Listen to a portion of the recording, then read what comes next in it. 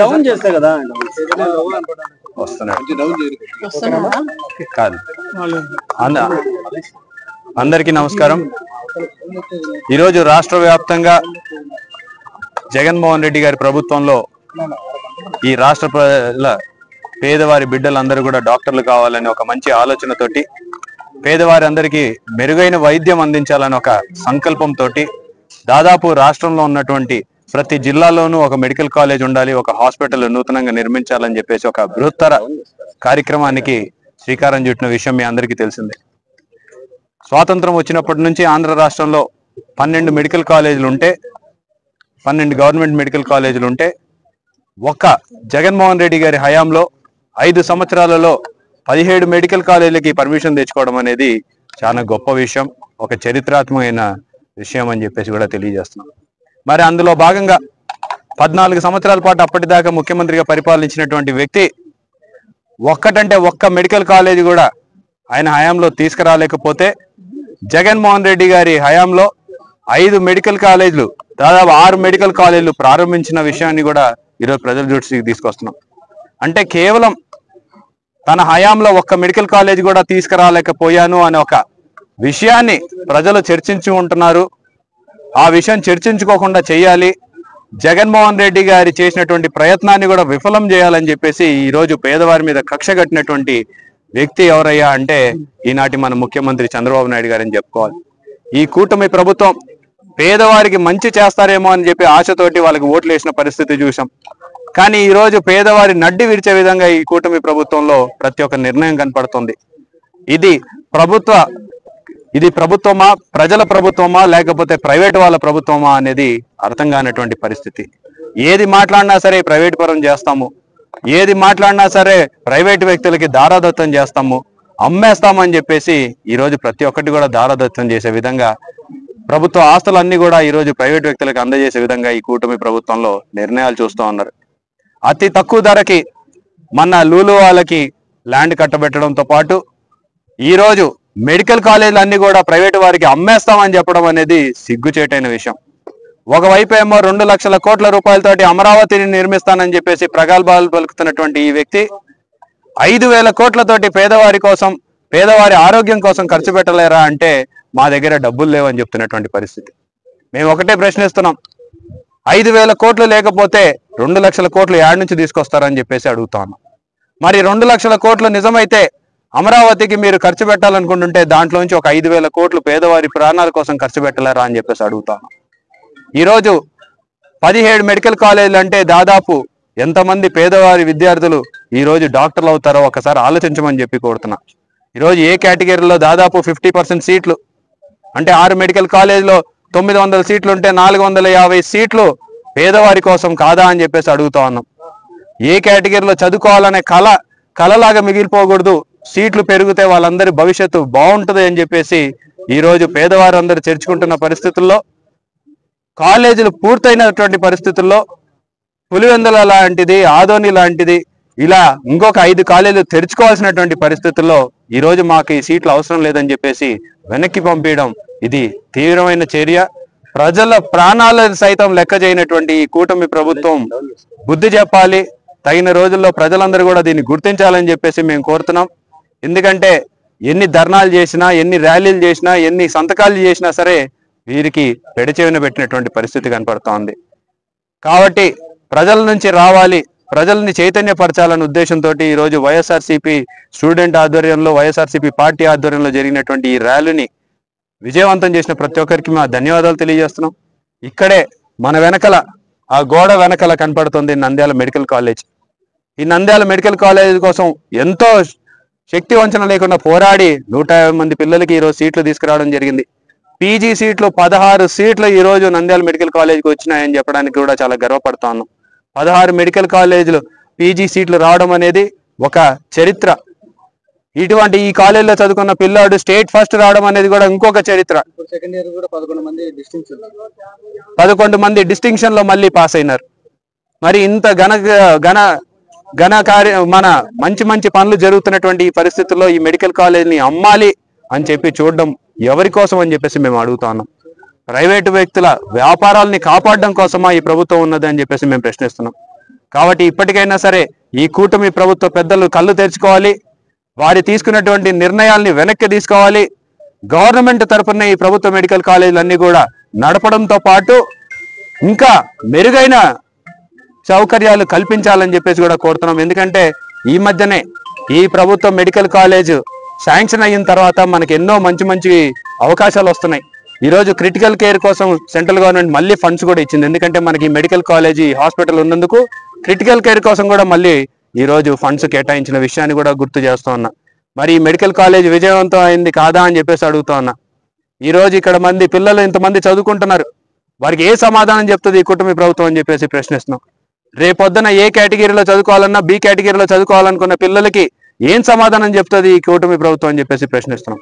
కాబట్టి ఈ పెద్దలు ఇప్పటికైనా కళ్ళు తెరుచుకొని ప్రజల వైపు నుంచి ఆలోచించమని చెప్పేసి, ప్రైవేటు వ్యక్తులకి ప్రభుత్వ ఆస్తుల్ని దారాదత్తం చేయొద్దని చెప్పేసి మరొకసారి మేము కోరుకుంటూ, ఈరోజు విజయవంతం చేసినటువంటి ప్రతి ఒక్క కార్యకర్తకి, నాయకులకి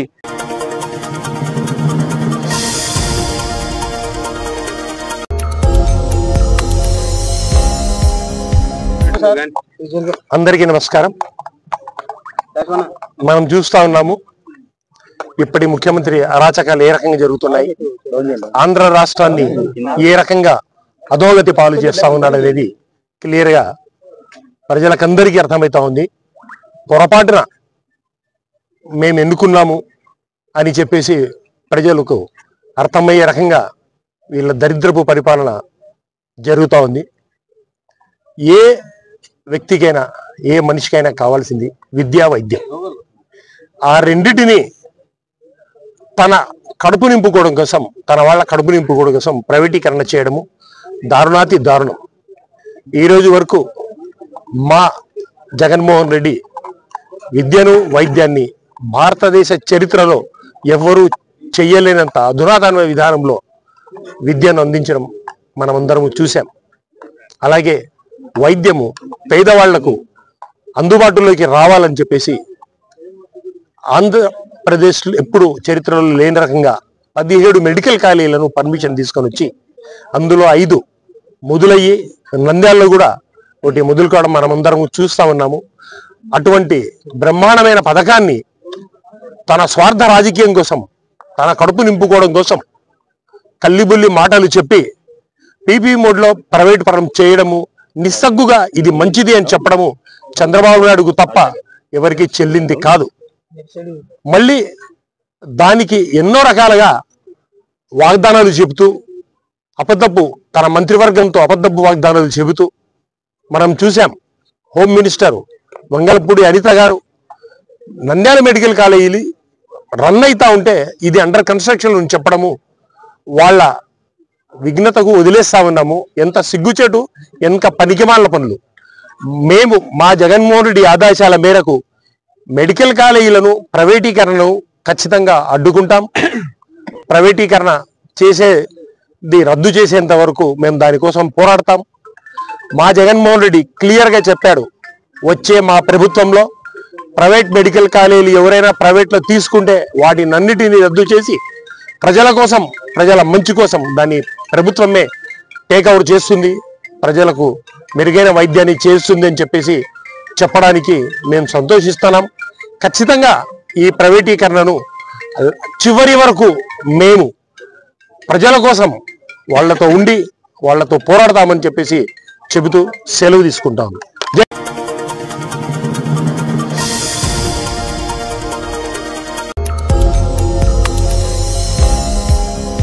శ్రీశైలం దేవస్థానంలో చాలా రోజుల నుంచి కూడా ఒక 5 స్టార్ హోటల్, ఒక 3 స్టార్ హోటల్ కట్టాలని చెప్పి కూటమి ప్రభుత్వం ఏర్పడిన తర్వాత గౌరవ ముఖ్యమంత్రి గారు, టూరిజం మంత్రి గారు ఎన్నో ఆలోచనలు చేసి ఎవరైతే ముందుకు వస్తారో వారికి ఇక్కడ ల్యాండ్ కూడా లీజుకి ఇచ్చి అభివృద్ధిలో భాగస్వాములు చేయాలని చెప్పి ఒక సంకల్పం తీసుకోవడం జరిగింది. వాటిలో భాగంగానే ఏదైతే ఈ వెంకటేశ్వర లాడ్జ్ హైదరాబాద్ పట్టణంలో కొన్ని 30-40 సంవత్సరాల కిందట కూడా 30-40-50 సంవత్సరాల కింద కూడా ఈ యొక్క హ్యాబిట్స్లో ఈ లకిడి కపూర్లో చాలా ఫేమస్ సెంటర్ అన్నమాట. వెంకటేశ్వర లాడ్జ్ అంటే అప్పుడు పూర్వం 50-60 సంవత్సరాల కిందట రాయలసీమ ప్రాంతం నుంచి ఎవరు వెళ్ళినా కానీ కూడా పాలిటిక్స్ కానీ వ్యాపారస్తులు కానీ ఈ యొక్క రాజకీయవేత్తలు కానీ ప్రతి ఒక్కరు కూడా అక్కడికి వెళ్ళి అక్కడనే దిగేవారు. అటువంటిది ఈరోజు ఈ యొక్క నంద్యాల జిల్లాలో శ్రీశైలం దేవస్థానంలో ఈ యొక్క హోటల్ నిర్మాణం చేస్తున్నందుకు వారికి అభినందనలు తెలియజేస్తా ఉన్నాను, శుభాభినందనలు. ఇదంతా కూడా గౌరవ ముఖ్యమంత్రి గారు కూటమి ప్రభుత్వం తీసుకునే నిర్ణయాల వలన వారికి పారిశ్రామికవేత్తలందరికీ కూడా ఇంటెన్సివిటీ ఇస్తూ ఇన్సెంటివ్స్ అన్నీ కూడా ఏ విధంగా ఇస్తే ఆ హోటల్కు మనం తోడ్పాటు అవుతామనే ఉద్దేశంతో తీసుకురావడం జరిగింది. ఇక్కడే కాకుండా వీరి యొక్క సంస్థ మంత్రాలయంలో కూడా ఒక హోటల్ నిర్మిస్తూ ఉన్నారు. దాదాపుగా 1 ఎకరా 50 సెంట్ల భూమిని 33 సంవత్సరాల లీజ్ పద్ధతిని వారికి ఇవ్వడం జరిగింది. ఆ లీజులో ఈరోజు 83 కోట్ల రూపాయల పైన వెచ్చించి 204 రూములు పైన ఇక్కడ కట్టడం జరుగుతుంది. వీటన్నిటిని కూడా గౌరవ ముఖ్యమంత్రి గారు 18 నెలల కాలంలోనే పూర్తి చేయాలి అనేటువంటి సంకల్పం చెప్పి టైం బౌండ్ కూడా చేయడం జరిగింది. ఎందుకంటే చాలామంది ఇక్కడికి వచ్చినాక చౌల్ట్రీలు లేవు, చాలా ఇబ్బందులు పడుతున్నారు. అదేవిధంగా ఎక్కడైనా నైట్ హాల్ట్ మంచి లగ్జరీ హోటల్ కావాలంటే ఉండడం లేదు అని తిరుగు ప్రయాణం కూడా చేయడం జరుగుతూ ఉంది. అటువంటిది లేకుండా అన్ని సౌకర్యాలతో ఈరోజు ఇక్కడ హోటల్ నిర్మాణం కూడా చేసుకోవడం జరుగుతూ ఉంది. ఏదేమైనా ఈ కార్యక్రమంలో మేమందరం కూడా భాగస్వాములు కావడము, గౌరవ శాసనసభ్యులు, కలెక్టర్ గారు, వీరు ముఖ్యంగా ఏంటంటే స్థానికంగా చదువుకునేటువంటి ఐటీఐ పాలిటెక్ చెక్కిన పిల్లలు వీళ్ళందరూ కూడా విద్యార్థులు ఉన్నారు. వారికి అందరికీ కూడా ఎంప్లాయ్మెంట్ మెయిన్ కేవలం ఇది ఒక వ్యాపార దృష్టితోనే కాకుండా ఎంప్లాయ్మెంట్ జనరేషన్ చేయాలి, ఎంప్లాయ్మెంట్ ఉద్యోగ అవకాశాలు కల్పించాలి. ఆ ఉద్యోగాల అవకాశంలో ఏదో ఒక రూపంలో ఒక ఫ్యాక్టరీ కావచ్చు, ఒక హోటల్ ఇండస్ట్రీ కావచ్చు, ఒక ఫుడ్ ఇండస్ట్రీ కావచ్చు, ఏది తీసుకున్నా వారికి ఒక అవకాశం కల్పించాలనేటువంటి ఉద్దేశంతోనే గౌరవ ముఖ్యమంత్రి గారు ఎన్నో ఆలోచనలు చేసి కూటమి ప్రభుత్వం తీసుకుంది.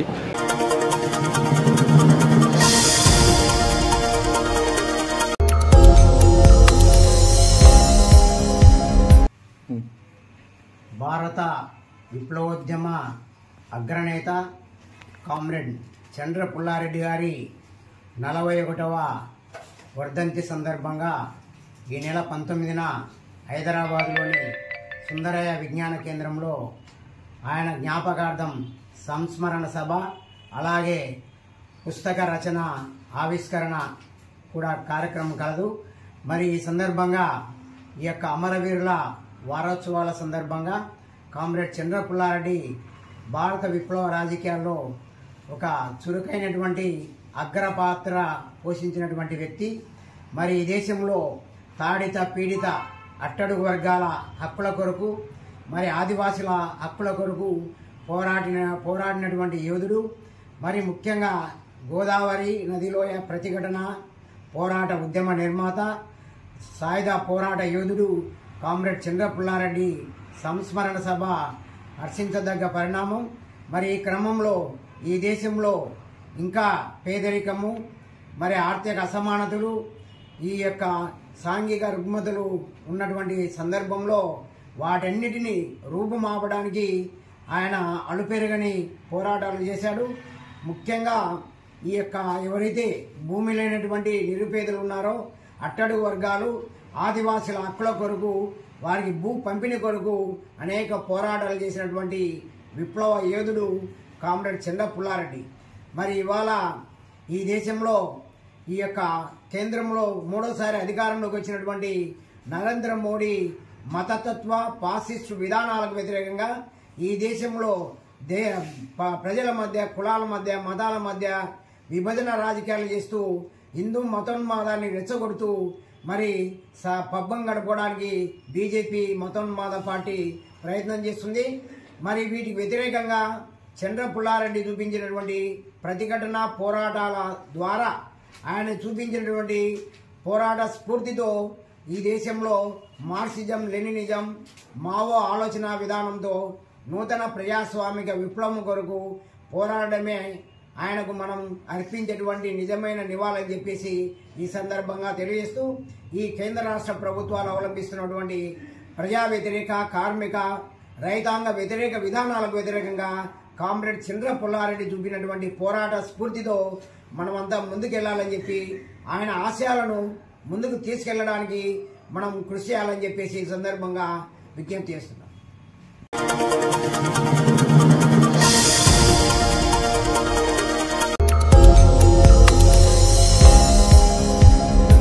project in Srisailam because of the need of the hour. There was a lack of rooms, quality rooms and international standard rooms for the pilgrims who come into Srisailam. They don't get the proper rooms, quality rooms and quality food to stay. To bridge that gap and to give that kind of comfort, home-like home atmosphere to the pilgrims, we have started this project. In 1.5 acres of land, we are building a star hotel in collaboration with Hilton. We are coming up with about 204 rooms and suites. We have a meditation room, we have a swimming pool, we have a gym and restaurant, and also a conference hall, also meditation room and yoga room also. This will definitely give a lot of employment to the local staff, local population, where we are indirectly and directly about 1,500 to 2,000 people will be employed in this project right from the beginning. We are trying to finish this project within 2 years and see that the pilgrims get their due. Whatever we can, we are contributing to enhance the tourism in state of Andhra Pradesh.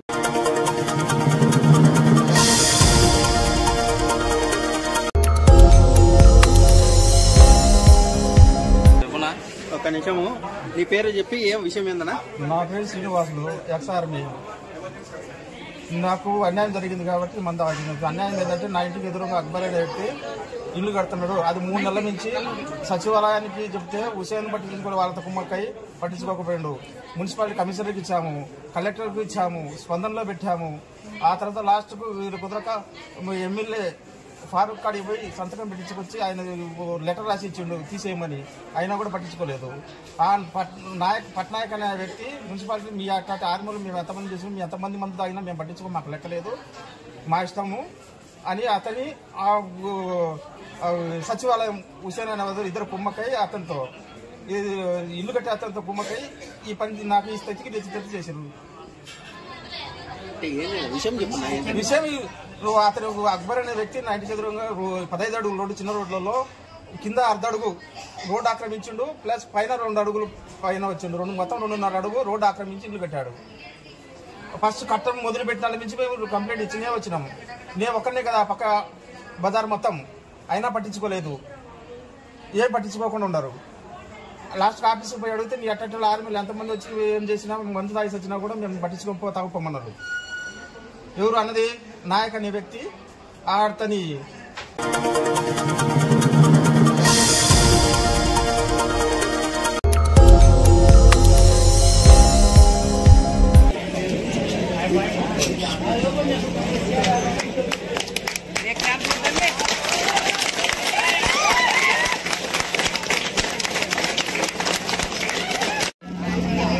श्रवणोपमान् पंचसूत्रकृतो वन्दे पंचाचार्यान् जगद्गुरोन् शुक्लाम्बरधरं विष्णुं शशामि देवीं वाजमजनयन्त देवास्मानुपसृष्टुतैतो अयं मुहूर्तः शुभमुहूर्तो मित्रं देवं मित्रधेयं नोऽस्तु अनोराधान् हविषा वर्धयन्तः शतं देवे भूमिर्भौमाद्योर्वरिणां दरिद्र्यं महित्वा उपस्थे देवी मन्नादमन्नाध्यायादेवः विदलं च प्रयस्तुवः त्रिगुं प्रत्यस्य महत्यभिः अस्य प्राणादपानत्यन्तश्चरतिरोचना विद्यन्महिषस्वः नीत्वा कृतपरोपमन्यनायतवर्त्या सुमित्ते मन्यपरोक्तस्य पृथिवे मरुतध्वसे आदित्या विश्वे तद्देवावसवश्च समोभरन्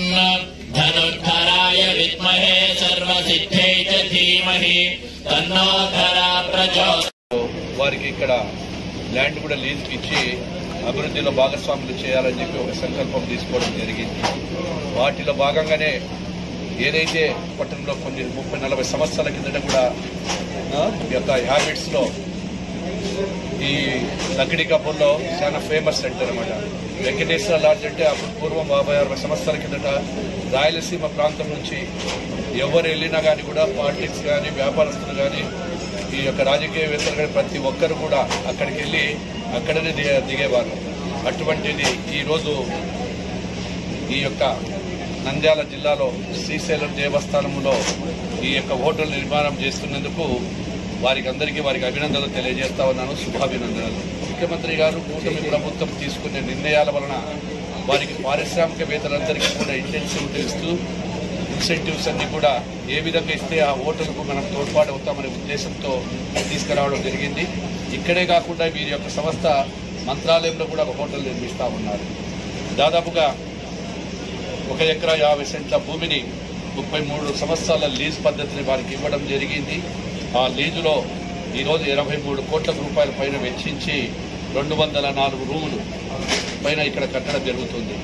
వీటన్నిటిని కూడా గౌరవ ముఖ్యమంత్రి గారు 18 నెలల కాలంలోనే పూర్తి చేయాలి అనేటువంటి సంకల్పం చెప్పి టైం బౌండ్ కూడా చేయడం జరిగింది. ఎందుకంటే చాలామంది ఇక్కడికి వచ్చినాక చౌల్ట్రీలు లేవు, చాలా ఇబ్బందులు పడుతున్నారు. అదేవిధంగా ఎక్కడైనా నైట్ అంటే మంచి లగ్జరీ హోటల్ కావాలంటే ఉండడం లేదు అని తిరుగు ప్రయాణం కూడా చేయడం జరుగుతూ ఉంది.